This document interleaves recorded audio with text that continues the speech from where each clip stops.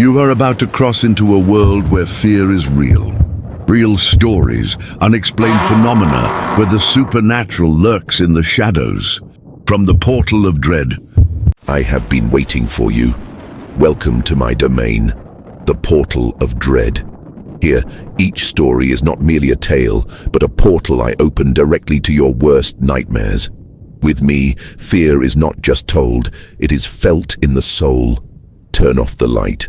Lock the door. Let your own breath guide you through the inevitable labyrinth of madness.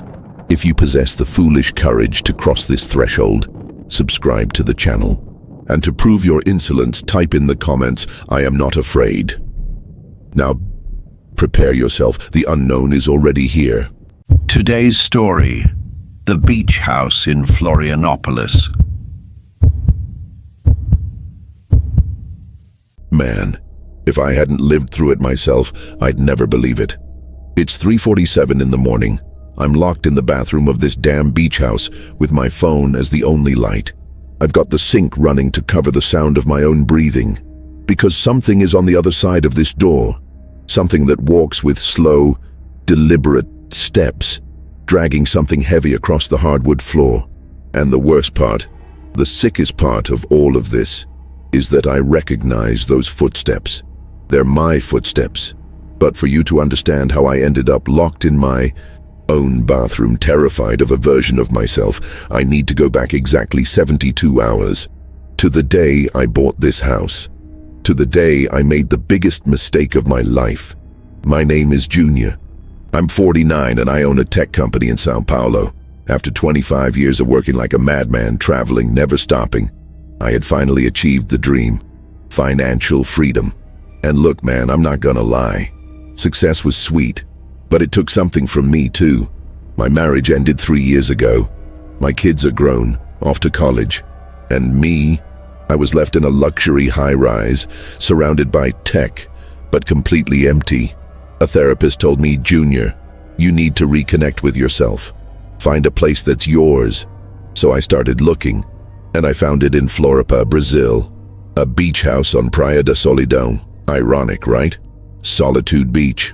But man, when I saw the pictures online, I fell in love. It was perfect. 70s architecture, all wood, with massive windows looking right out at the ocean. 3 bedrooms, spacious, with a deck that seemed to float over the waves. And the price? God, the price was ridiculously low for a property like that. Must be a fixer-upper, I thought. But it wasn't. When I visited, it was immaculate. Like someone had lovingly cared for it and then just walked away. The real estate agent was an older woman, Donna Teresa. I remember when I signed the papers, she looked at me with this strange expression. "Mr. Junior," she said, "this house, it has a lot of history." I laughed. Donna Teresa, all old houses have history. That's part of the charm. She didn't smile. "I haven't set foot in this house in 15 years, not since the last owner." She stopped herself. "Well, it doesn't matter, just promise me something." "What's that?" I asked, already putting the documents away. "If something feels wrong, if things start to seem strange, get out. Don't try to understand it. Just leave." Man, at that moment, I thought it was just some old wives' tale. You know how some older folks get about old houses. I wish, God, I wish I had listened to her. 3 days later, on a Friday afternoon, I pulled up with my truck full of stuff. Clothes, my laptop, some furniture. I planned to stay for a whole month, disconnect from the world. Write the book I always wanted to write. I opened the front door for the first time as the owner. The smell was the first thing I noticed. Not a bad smell. It was like old wood, sea salt, and something sweet, almost like vanilla. The house was silent, just the sound of the waves. I dropped my things in the living room and walked out onto the deck. The sunset was insane, man. The sky was orange and pink, reflecting on the water, the hypnotic sound of the surf. I poured myself a whiskey and sat down. I made the right call, I thought. This is my place. Then, I saw it for the first time, in the reflection of the glass door behind me. A dark figure, standing in the living room, watching me. I whipped around. Nothing. Just my own reflection in the glass and the long shadows of the sunset. Relax, Junior, I told myself. You're just tired from the drive. But man, that was the first mistake. Ignoring that first sign. That first night, I decided to sleep in the master bedroom. It had a king-size bed the old owners left and a huge window that looked right out onto the beach. I fell asleep to the sound of the waves, almost romantic, until 3:33 in the morning. I woke up with a jolt. For no reason. You know that feeling when you wake up and you just know something is wrong, even if you don't know what. The room was freezing, and look, it was summer in Brazil. It shouldn't have been cold, but it felt like someone had opened a freezer door. I sat up in bed and reached for my phone. 3:33 a.m. And then I heard it. Footsteps. Slow. Deliberate. Coming from the hallway. My heart started pounding, man. Because I was alone in the house, I knew it. I'd checked everything before I went to bed. The footsteps stopped, right outside my door. I froze. Didn't breathe. Just waited. Nothing. Total silence. I waited for 5 minutes that felt like hours. Then, very slowly, I got up. I grabbed my phone, turned on the flashlight, and threw the door open. The hallway was empty. Dark. Silent. I checked the whole house, my heart in my throat, doors locked, windows shut. Nothing. Okay, I thought. It's an old house. The wood creaks with the temperature changes. Rational, right? I convinced myself and went back to bed. But I couldn't sleep anymore, because on the ceiling of my bedroom, there were marks. Marks that I swear were not there before I fell asleep. Scratches. Like someone had dragged their fingernails across the wood. But man, the ceiling was 10 feet high, and the scratches formed something. Words. 2 words scraped into the wood. Get out. I stared at those words until the sun came up. At 7 a.m. in the daylight, the marks were still there. I wasn't imagining them. I took pictures. But there was something even stranger. The marks were fresh, like they had been made just minutes ago. I could smell the freshly torn wood. I should have left right then, packed my truck and gotten the hell out of there. But man, I'm a businessman. I work with data, with logic. I don't believe in ghosts or haunted houses. So I did what any rational idiot would do. I looked for explanations. Maybe the marks were already there and I just didn't see them last night, I thought. Maybe the old wood has a grain that looks like letters. I took a shower, made breakfast, went out on the deck with my laptop. The day was beautiful, bright sun. The beach was almost empty. It all seemed so absurd in the light of day. I worked on my book all morning. I even laughed at how scared I'd been. Until my laptop just shut off. Full battery. It just died. And when I turned it back on, every single one of my files had the same name. Get out docs, get out JP, get out PDF. Hundreds of files, years of work, all renamed. And man, in that moment I heard something that froze my blood. My own voice, coming from inside the house. Singing. I wasn't singing, but inside the house, someone with my voice was singing a lullaby my mom used to sing to me as a kid. Rock-a-bye baby on the treetop. When the wind blows, the cradle will rock. I shot up from the deck so fast I knocked over my coffee. I ran inside. The voice was coming from the hallway bathroom. The door was slightly ajar. I pushed it open slowly. The bathroom was empty, but the mirror, man, the bathroom mirror was completely fogged up, like after you take a hot shower, except no one had taken a shower. And in the steam, there was a message. Today is your last day. I stumbled back, got out of the bathroom, slammed the door shut. Okay. I kept repeating to myself, something is very wrong here. I grabbed my phone to call someone, anyone, but there was no signal, no Wi-Fi, nothing. And just as I was about to make a run for it, every door in the house slammed shut at the same time. All of them.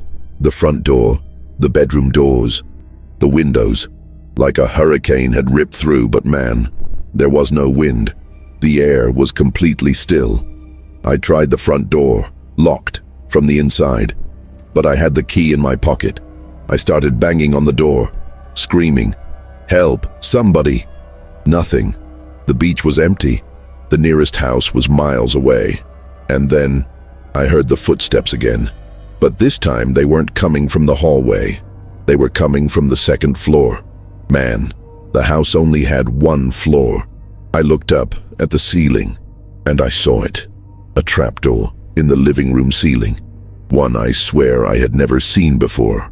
And it was open. A wooden ladder was coming down from it. And the footsteps were coming down that ladder. I couldn't move, man. I was paralyzed, watching as someone descended from an attic that shouldn't exist. First I saw the feet, barefoot, pale, with blackened toenails. Then the legs, a pair of sweatpants I recognized. They were my sweatpants, the ones I wear for running. Then the torso, a shirt I own. And finally, the face. It was me, an identical ME. But there was something deeply wrong with this thing. The eyes were completely black. No pupils, no whites, just black. And it was smiling. A smile that was way too wide, as if the muscles in its face had been stretched beyond human limits. It opened its mouth and spoke with my voice. "You're finally home, Junior." I ran to the kitchen, grabbed a knife, got into the bathroom and locked the door. And that's where I am now, hiding in my own bathroom, from myself. I've been locked in here for 2 hours. It's 6 p.m. It's still light outside, but in here, it's just darkness. That thing is still on the other side of the door, waiting. Sometimes it paces, sometimes it stands still, sometimes it talks. In my voice. It says things that only I should know. Memories from my childhood. Secrets I've never told anyone. Names of people I forgot decades ago. Junior, remember when you were 7? When you found your dog, Sparky, dead in the backyard? Remember how you didn't cry? You just stared. And you felt curious. How can it know that? How? And then I remembered something. Something Donna Teresa, the real estate agent, had started to say. The last owner. I desperately searched for a signal on my phone. 1 bar, half a bar, anything. Miraculously, 1 bar appeared, faint, flickering. I searched for news about the house. Solitude Beach house, previous owner. And there it was. An article from 15 years ago. Tech mogul mysteriously vanishes from beach house. I started reading, my hands shaking. Junior Augusto dos Santos, 49, a tech industry entrepreneur, has disappeared without a trace from his Florianopolis beach house. His vehicle was found on the property, but there is no sign of the owner. Neighbors report seeing lights turning on and off in the house for weeks after his disappearance. Police have closed the case as a voluntary departure, but family members insist Dos Santos would never abandon his company. The most disturbing detail, local fishermen claim to have seen Dos Santos walking on the deck of the house months after he was officially declared missing. Man, the name of the missing person, Junior Augusto dos Santos. That's me. But I've never been here before. I've never bought this house before. Oh my God. Do you get it now, Junior? This isn't the first time you've been here. And it won't be the last. This isn't a house. It's a loop. An eternal loop. Every 15 years, you come back, you buy the house, you stay, and I replace you. I go out, I live your life, I run your company, until they start to get suspicious. Until time runs out. And then I disappear, and the house waits. It waits for 15 years. Until you come back, with no memory of any of it. And the cycle begins again. I frantically searched for more articles, more information, and I found them. Every 15 years. 1980, entrepreneur Junior Dos Santos disappears. 1995, Junior Augusto Dos Santos, 49, vanishes. 2010, again. 2025, me. All with the same name, the same age, the same profession. All of them, me. But here's the sickest part of all. I found pictures. Pictures of the Junior from 1980, from 1995, from 2010. And man, we're all identical. The same face, as if we haven't aged, like we're clones, like we're imprints, copies of something that was here a long, long time ago. It's time, Junior. Come on out. It's my turn now. You stay, I leave, the way it's always been. No, I'm not staying here. This house is not going to trap me. I grabbed the knife. I smashed the bathroom mirror. I took a big shard of glass. If I can't get out the door, I'll get out the window. The bathroom has a small window. It looks out over the back of the house, towards the cliffs. I forced it open. The sea wind hit my face. It's a 30-foot drop to the rocks below. I looked back. The door was splintering, wood was flying, and I could see arms. Multiple arms pushing from the other side. It wasn't just one version of me. It was all of them. All the juniors who came before. All of them trapped in the house, waiting. The door exploded inward, and the last thing I saw before I threw myself out the window was my own face, multiplied. Dozens of me, with those black eyes. Smiling. I jumped. Man, if you're watching this video, I'm Junior Augusto dos Santos, 49 years old, tech entrepreneur. I know what I'm about to tell you sounds insane, but I need you to listen. 3 months ago, I had an accident at my beach house in Floripa. I don't really remember what happened. The doctors say it was a psychotic break, extreme stress, that I threw myself out of a window believing something was chasing me. I survived, miraculously. Broke a few ribs, but I survived.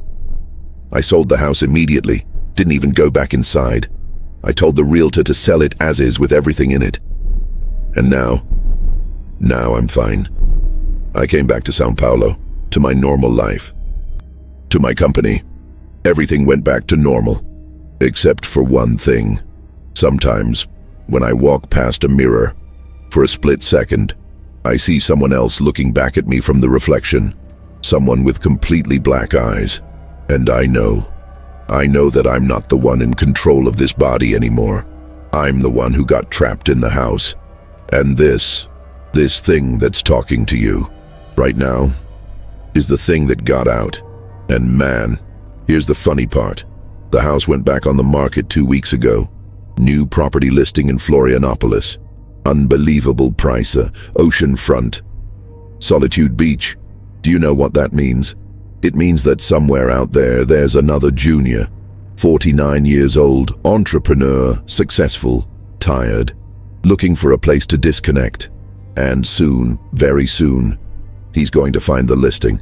He's going to see the beautiful pictures, the ridiculously low price, and he's going to think, it's perfect. It's my place. Because that's the thing about the house, man. It doesn't need to hunt you. You always come back. Again and again. It's like it's in your DNA, in your destiny. All the juniors, we all end up at the same house. It's inevitable. And now, let me ask you something. You, the one watching this, have you ever felt like something in your life is on repeat? Like you always end up in the same place no matter what choices you make? Like there's something waiting for you, something that's always been there? Maybe you should check. Those real estate listings you've saved, that beach house that seemed too good to be true, that place that made you feel, this is my place. Because man, maybe you're not the first one to find it. Maybe you're just the next one in the cycle.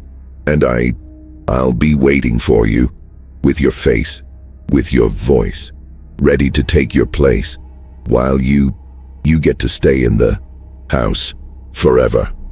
The house on Solitude Beach is real. It is currently empty. Property records show it has been sold 47 times in the last 150 years. No owner has ever stayed for more than 6 months. Most disappeared without a trace. The last record of sale was 3 weeks ago. The buyer's name is confidential, but according to leaked documents, he's a 49-year-old tech entrepreneur. If you know someone who recently bought a house in Florianopolis, you might want to give them a call before it's too late. Man, if this story's going to keep you up at night, hit that like button and share it with that one friend who says they don't believe in ghosts. And tell me in the comments, Would you buy a house with a price that's too good to be true? Because maybe, just maybe, there's a reason nobody wants it. See you in the next nightmare. Or rather, I'll be seeing you. Darkness falls once more on the portal of dread. Today's story ends here, but the fear is all yours now. Do you feel like you're being watched? Maybe it's not just your imagination. Leave your story in the comments if you dare. Don't forget to like, subscribe, and ring that bell for the damned so you don't miss our next encounter. Sweet nightmares, and until the next video from the Portal of Dread.